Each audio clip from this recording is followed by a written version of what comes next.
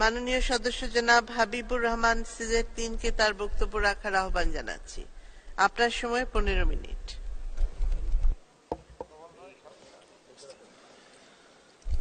বিসমিল্লাহির রহমানির রহিম। ধন্যবাদ মাননীয় স্পিকার। আজকে মহান জাতীয় সংসদে সম্পূরক বাজেট বক্তৃতা আমাকে সুযোগ দেওয়ার জন্য বক্তব্যের শুরুতেই আমি শ্রদ্ধাভরে স্মরণ করছি বাঙালি জাতির জনক বঙ্গবন্ধু শেখ মুজিবুর রহমানকে, যার জন্ম না হলে এই জাতির সৃষ্টি হতো না, আর আজকে এই মহান জাতীয় সংসদে দাঁড়িয়ে আমি বক্তব্য দেওয়ার সুযোগ পেতাম না। একই সাথে শ্রদ্ধাভরে স্মরণ করছি মহিয়সী নারী যিনি টঙ্গিপাড়ার খোকাকে প্রতিষ্ঠিত করেছিলেন, বঙ্গমাতা বেগম ফজিলাতুন্নেছা মুজিব। 75-এর 15ই আগস্টে বঙ্গবন্ধু পরিবারের যারা শহীদ হয়েছেন, 1971-এর মহান মুক্তিযুদ্ধের বীর শহীদান এবং 1975 সালের 3রা জানুয়ারিতে জেলখানায় নিহত জাতীয় 4 নেতা সহ গণতান্ত্রিক আন্দোলনের সকল শহীদদের।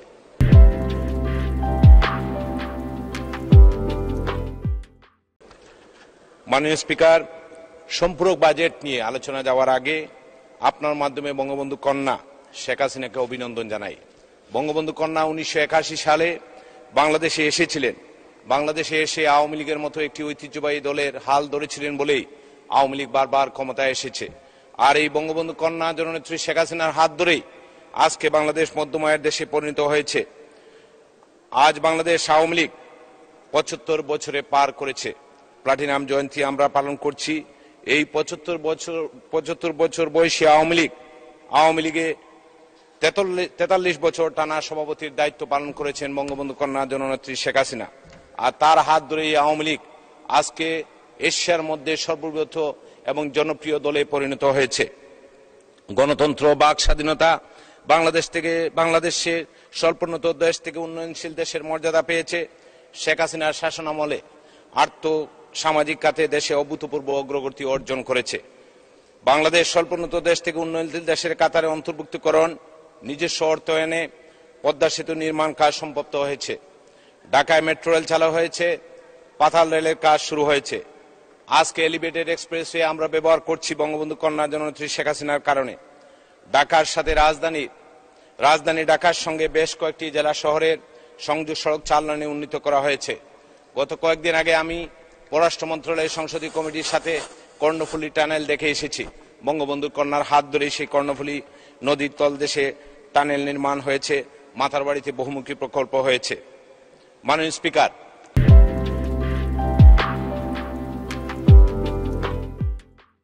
জাতির পিতা বঙ্গবন্ধু শেখ মুজিবুর রহমানের সুযোগ্য কন্যা জননেত্রী শেখ হাসিনা টানা 4র্থ মেয়াদে ক্ষমতায় এসে গত 6 জুন 21 বারের মতো বাজেট দিয়েছেন। সরকার প্রধান হিসাবে এই বাজেট আর কেউ দিতে পারেনি। একই সঙ্গে আওয়ামী লীগ নেতৃত্বাধীন সরকারের 25তম বাজেট। বঙ্গবন্ধু কন্যা শেখ হাসিনা ক্ষমতায় আছেন বলে গত 6 জুন সুখী, সমৃদ্ধ, উন্নত ও স্মার্ট বাংলাদেশের বিনির্মাণে অঙ্গীকার শিরোনামে 2024-2025 অর্থ বছরে বাজেট পেশ করেছেন আমাদের বর্ষিয়ান নেতা অর্থমন্ত্রী আবুল হাসান মাহমুদ আলী। এবারে বাজেটের আকার 7,97,000 কোটি টাকা। স্বাধীনতার পর প্রথম বাজেটের আকার ছিল 786 কোটি টাকা। বিএনপির আমলে সর্বশেষ বাজেট ছিল 62,000 কোটি টাকা, আর তত্ত্বাবধায়ক সরকারের আমলে বাজেট দিয়েছিলেন 68,000 কোটি টাকা। এখন বাজেটের আকার অনেক বড় হয়েছে।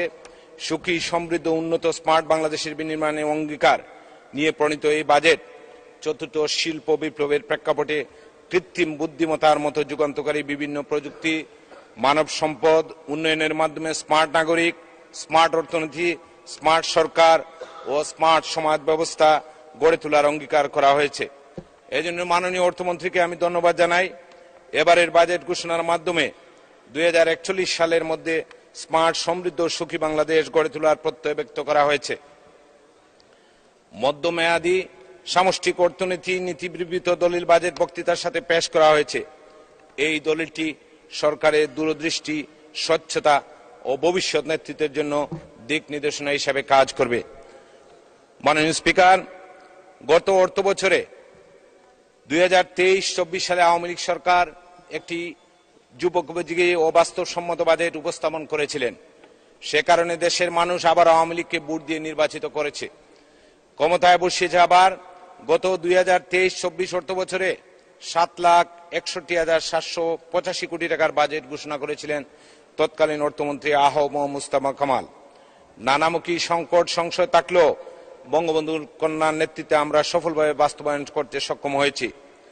বিশ্বব্যাপী ভূ রাজনৈতিক অস্থিরতা, জ্বালানি তেলের দাম বৃদ্ধি, পণ্যের বাজারের অস্থিরতা, মূল্যস্ফীতি সহ সার্বিক বিবেচনায় আমরা কিছুটা চাপের মধ্যে থাকলেও রাষ্ট্রনায়ক শেখ হাসিনা সরকার তা মোকাবিলা করে মুদ্রাস্ফীতি নিয়ন্ত্রণের কার্যকর ব্যবস্থা নেওয়ার ফলে এখনো আমাদের অর্থনীতির চাকা সঠিকভাবে পরিচালিত হচ্ছে। এর পাশাপাশি সরকারের ব্যয় কৃচ্ছতা সাধন এবং আভ্যন্তরীণ উৎস থেকে রাজস্ব আহরণের নীতি ব্যাপকভাবে 2023-24 অর্থ বছরের আয় ব্যয় নির্ধারণে বাস্তবধর্মী ফল দিয়ে সক্ষমতা দেখিয়েছে। তাই সার্বিকভাবে মাননীয় অর্থমন্ত্রী কর্তৃক প্রস্তাবিত 2023-24 অর্থ বছরের সম্পূরক বাজেট আমাদের সকলের সমর্থন পাওয়ার দাবিদার। 2023-24 অর্থ বছরের আয় ব্যয়ের বাস্তব অবস্থা নিরিখে মূলত 3টি মোটা খাতে সংশোধনের প্রস্তাব মাননীয় অর্থমন্ত্রী 2023-24 অর্থ বছরের সম্পূরক বাজেটে উপস্থাপন করেছেন। এখানে একটি কথা উল্লেখ করতে হবে, কারণ এটি আওয়ামী লীগ সরকার, আর আওয়ামী লীগ সরকার ক্ষমতা আসলেই দেশের মানুষ উন্নয়ন হয়। আমাদের ভুলে গেলে চলবে না যে বিএনপি জামাত জোটের সময় হাও ভবনের নামে খুলে সেখানে কমিশন বাণিজ্যের নামে হাজার হাজার কোটি টাকা লুটপাট করা হয়েছিল। আওয়ামী লীগ দেশের জন্য, মানুষের কল্যাণের জন্য কাজ করে। মাননীয় স্পিকার, গত 6 জুন অর্থমন্ত্রী সম্পূরক বাজেটে 3টি গুরুত্বপূর্ণ প্রস্তাব দিয়েছেন। এগুলো এখন আমি উল্লেখ করছি। যে বিষয়টি নিয়ে আলোচনার প্রয়োজন বলে মনে করছি, প্রথমত রাজস্ব আয় 12.26% প্রবৃদ্ধি ধন্যবাদ প্রাপ্তির দাবিদার হলেও মূল বাজেটে লক্ষ্যমাত্রা 22,000 কোটি টাকার কম অর্জিত হয়েছে। আগামী অর্থ বছরে রাজস্ব আয়ের প্রাক্কলিত লক্ষ্যমাত্রা অর্জনের জন্য সংশ্লিষ্ট কর্মকর্তাদের আরো যত্নবান হওয়া প্রয়োজন। কর আদায়ে ব্যক্তিগত যোগাযোগ পরিহার করে অটোমেশন কার্যক্রমকে ব্যাপকভাবে সম্প্রসারণ করা প্রয়োজন। এতে করে রাজস্ব আদায় ও স্বচ্ছতা পাবে বলে আমি বিশ্বাস করি। এছাড়াও কর আদায়ে করের পরিমাণ বা হার না বৃদ্ধি করে করের পরিধিও ব্যাপকভাবে বাড়াতে হবে। এ ব্যাপারে আমরা এখনো পার্শ্ববর্তী দেশগুলো থেকে অনেক পিছিয়ে আছি। পার্শ্ববর্তী দেশগুলো থেকে আমাদের শিক্ষা নিতে হবে, আমাদের কর দেওয়ার প্রবণতা আরো বাড়াতে হবে। মাননীয় স্পিকার, দ্বিতীয়ত সরকারি ব্যয় স্বচ্ছতা কুচ্ছতা সাধনের সময় উপযোগী পদক্ষেপের ফলে সংশোধিত বাজেটে 47,367 কোটি টাকা হ্রাস করার প্রস্তাব করার ফলে 7,14,418 কোটি টাকার প্রস্তাবের মধ্যে তার প্রতিফলন ঘটেছে। এছাড়াও বার্ষিক উন্নয়ন কর্মসূচির সংশোধিত সম্পূরক বাজেটে 18,000 কোটি টাকা হ্রাস করার প্রস্তাব করা হয়েছে। সরকারের এ ধরনের পদক্ষেপগুলো মুদ্রাস্ফীতি নিয়ন্ত্রণে ব্যাপক ভূমিকা রেখেছে। আগামী দিনগুলোতেও সরকারি ব্যয়, বিশেষ করে সরকারি কর্মকর্তাদের খরচ এবং প্রকল্প ব্যয় প্রাধিকার নির্ধারণ করে এগিয়ে যেতে হবে। আরেকটি বিষয় লক্ষণীয়, প্রকল্প নিলেই নতুন নতুন একাধিক গাড়ি কেনা হয়। এই একাধিক গাড়ি কেনার প্রবণতা থেকে বের হতে হবে। মাননীয় স্পিকার, একটু আগে আমাদের সংসদ সদস্য, যিনি আগে মুখ্য সচিব ছিলেন, আবুল কালাম আজাদ, একটি বক্তৃতায় তার বলেছেন যে আমরা জুন মাস আসলেই দেখি যে আমাদের উপজেলা এবং জেলা লেভেলের কর্মকর্তারা কিভাবে টাকা তুলে রাখবেন, কিভাবে তড়িঘড়ি করে কাজ শেষ করবেন, সেই লক্ষ্যে কাজ করেন। এবং অনেক টাকা আমরা এডিবির দেখি যেগুলা এই কর্মকর্তা কর্মচারীরা সেগুলো অনেক মন্ত্রণালয়ে বাস্তবায়ন করতে পারে না। আমরা এখান থেকে উত্তরণ থেকে বের হতে হবে। বিশেষ করে আমার জেলা সিলেট অঞ্চল, সিলেট বিভাগে যখন বাজেট দেওয়া হয় আমরা শুধু 3 মাস সুযোগ পাই কাজ করার। এই 3 মাসের মধ্যে টেন্ডার প্রক্রিয়া করতে করতে কাজের সময় চলে যায়, পরে তাড়াহুড়া করে সেই কাজের মান ভালো রাখা যায় না। সে বিষয়ে আমার মনে হয় মাননীয় অর্থমন্ত্রী এই বিষয়টি নজর দিবেন। সংশোধিত বাজেটে ঘাটতি অর্থায়নে মাননীয় অর্থমন্ত্রী ধন্যবাদ জানাই। বাজেট ঘাটতি জিডিপির 4.7% মধ্যে ধরে রাখার জন্য মূল বাজেটে ঘাটতি ধরা হয়েছিল জিডিপির 5.2% এবং অর্থনীতিবিদরা এই ঘাটতি 5% মধ্যে রাখার তাগিদ দিয়েছিলেন। এই ঘাটতি 5% মধ্যে রাখার, এই ঘাটতি কমিয়ে আনা নীতি গ্রহণের ফলে সরকারের সকল পর্যায়ে দক্ষতা ও পরিকল্পিত নীতি বাস্তবায়নে সক্ষমতা প্রতিফলিত হয়েছে। সংশোধিত বাজেটে 2,36,418 কোটি টাকা বরাদ্দের প্রস্তাবের মাধ্যমে অর্থনীতির বুদ্ধা ব্যক্তিদের সুপারিশকে বাস্তবায়ন করার জন্য ধন্যবাদ জানাচ্ছি। সম্পূরক বাজেটে কথা না বাড়িয়ে আগামী দিনের স্মার্ট বাংলাদেশে নিয়ে এই অধিবেশনে আমরা আরো কথা বলবো। আগামী বাজেটে মুদ্রাস্ফীতি নিয়ন্ত্রণ, রাজস্ব আয় বৃদ্ধি, কর কাঠামোতে আধুনিকায়ন, রেমিটেন্স প্রবাহ বৃদ্ধি এবং রেমিটেন্স যোদ্ধাদের যথাযথ সম্মান প্রদান, বিনিয়োগ বৃদ্ধি, বৈদেশিক ঋণ প্রবাহে আরো সতর্কতা, মানব সম্পদ উন্নয়ন এবং তথ্য প্রযুক্তিতে আমরা আরো স্মার্ট ভাবে হ্যান্ডেল করে স্মার্ট বাংলাদেশের গড়ার সংকল্প নিয়ে আমরা আমাদের বাজেটের আলোচনা চালিয়ে যাব। মাননীয় স্পিকার, আমি আমার জেলা সিলেট নিয়ে দুটি কথা বলতে চাই। রাজধানী ঢাকার সাথে অনেক বিভাগের 6 লেন 4 লেনের কাজ সম্পন্ন হয়েছে, কিন্তু গত 15 বছর ধরে আমরা শুনছি যে ঢাকা সিলেট 6 লেনের কাজ সম্পন্ন হবে। সেই 6 লেনের কাজ এখনো শেষ হয় নাই। এই 6 লেনের কাজ আগামী 8 বছরে সম্পন্ন হবে কিনা আমার সন্দেহ, কারণ এখনো জমি একরের টাকা দেওয়া হয় নাই। এবং এই 6 লেন শুধু সিলেটের সাথে রাজধানী ঢাকার সংযোগ নয়, সেটি তামাবিল হয়ে ইন্ডিয়ার সাথে আমাদের কানেক্টিভলি হবে এবং বৃহত্তর সিলেটের যে 4টি জেলা সিলেট, সুনামগঞ্জ, হবিগঞ্জ এবং মৌলভীবাজার, এই 4টি জেলার সাথে সংযোগ হবে। এই বিষয়টি আমাদের ভেবে দেখা উচিত। কেন বারবার ঢাকা সিলেটের 6 লেন নিয়ে আমাদের সাথে বৈষম্য করা হয়?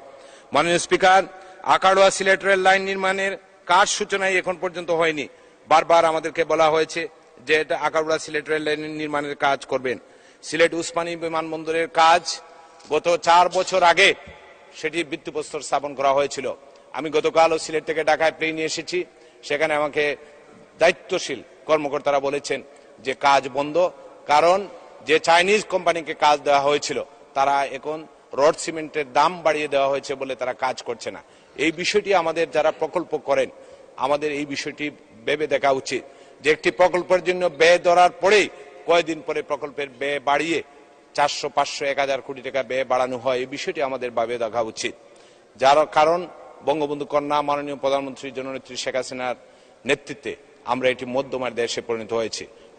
নতুন বাণিজ্য প্রতিমন্ত্রী দায়িত্ব দেওয়ার পরে আমাদের দ্রব্যমূল্য যদিও আগে কিছুটা বেড়েছিল, কিন্তু গত 6 মাস ধরে সহনীয় পর্যায়ে দ্রব্যমূল্য রেখেছেন।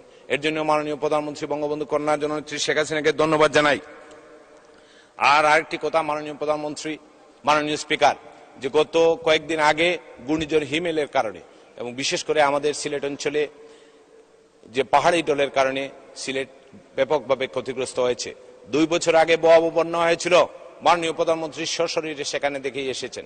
এডিবির মাধ্যমে একটি প্রকল্প নেওয়া হয়েছিল যে বন্যায় ক্ষতিগ্রস্ত আমাদের সিলেটের অঞ্চলের এই সড়কগুলো আমাদের আবার রিপেয়ারিং করে সেগুলা আগের জায়গায় নিয়ে যাওয়া হবে।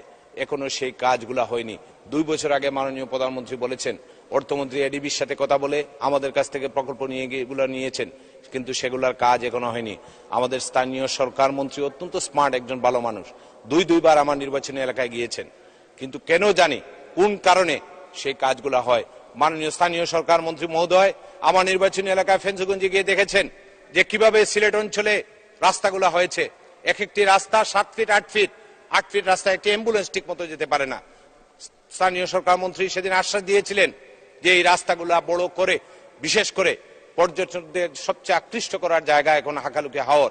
এই হাকালুকি হাওর সিলেট এবং মৌলভীবাজারের সংযোগস্থলে, সেই হাকালুকির হাওর ঘিরে আমাকে স্থানীয় সরকার মন্ত্রী আশ্বাস দিয়েছিলেন সেখানে একটি প্রকল্প নেবেন।